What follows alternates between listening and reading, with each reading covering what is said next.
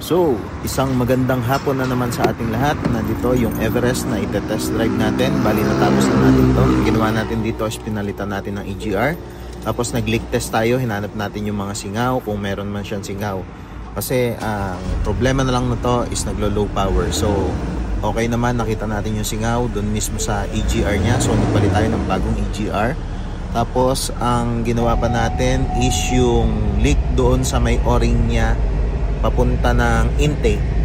Meron siyang o-ring doon na medyo sira na din. So, pinalitan na rin natin. Ginamit natin yung bago nating pantest para mahanap natin ng mas madali kung saan yung leak. So, dito muna tayo ngayon sa clean fuel at magkarga muna tayo ng diesel kasi wala na siyang laman. So, ayan, kargahan muna natin ng diesel and then ita-test drive ulit natin.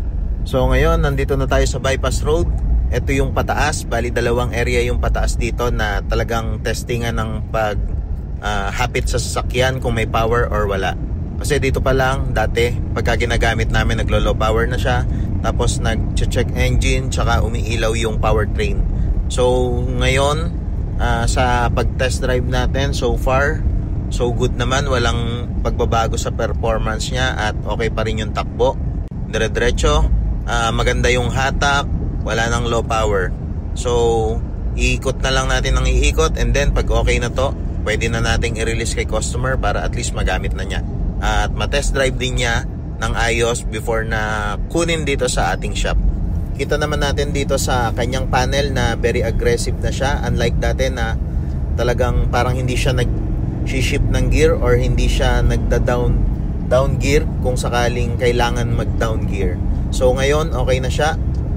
Maganda ng manakbo, pwede na tong i-release kay customer. Pero before nating i-release, syempre dapat i-test drive din niya muna before niya at siya ang mag-decide kung okay na ba sa kanya or may ipapacheck pa siya. So yun lang po. Maraming salamat po. Ingat po tayong lahat and God bless.